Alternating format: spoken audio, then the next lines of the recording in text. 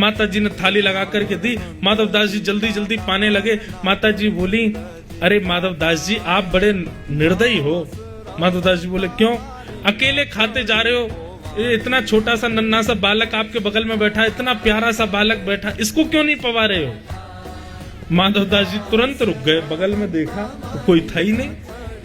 बोले, मैया किसकी बात कर रही हूँ, मैं तो अकेला हूँ, यहाँ कोई आया ही नहीं मेरे साथ।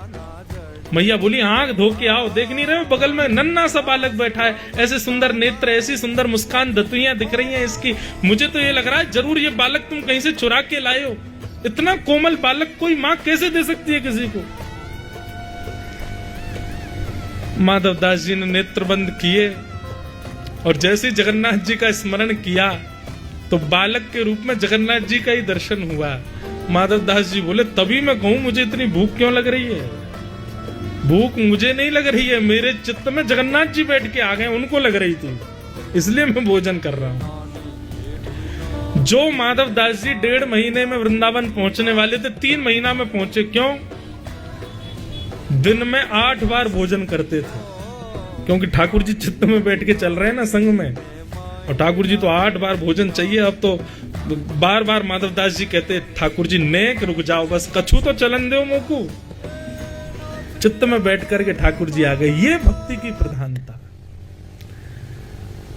माधवदास जी वृंदावन पहुंचे तो वृंदावन पहुंचते ही यमुना जी के तट पे फिर से भूख लगी। अब माधवदास जी बोले, अब तो वृंदावन आ गए, अब तो डट जाओ, 56 भोग पवा दूंगा, काय को भूख लग रही है आपको? मन ही मन ठाकुर जी कहने लगे, जल्दी पवा, मुंह को भूख लग रही है। तो माधवदास जी को कुछ नहीं दिखा तो कहीं चने बिक रहे थे, माधवदास जी ने लेकर के चने पा लिए। अब चने पाने के बाद यमुना जल पी करके माधवदास जी वृंदावन बिहारी लाल बांके बिहारी जी का दर्शन करने के लिए निधिवन राज में गए। जैसे ही निधिवन राज में पहुंचे, कुंज के भीतर से स्वामी श्री हरदास जी निकल करके आए, दर्शनार्थी बैठे थे। स्वामी श्री हरदास जी बोले, तुम दर्शनार्थियों में माधवदास कौन है? माधवदास जी पीछे बैठे, बोले, मैं हूं, मैं, इधर आओ। माधवदास जी पास गए। स्वामी जी, आप मेरा नाम कैसे जानते हैं और आप मुझे क्यों बुला रहे हैं, क्या बात है?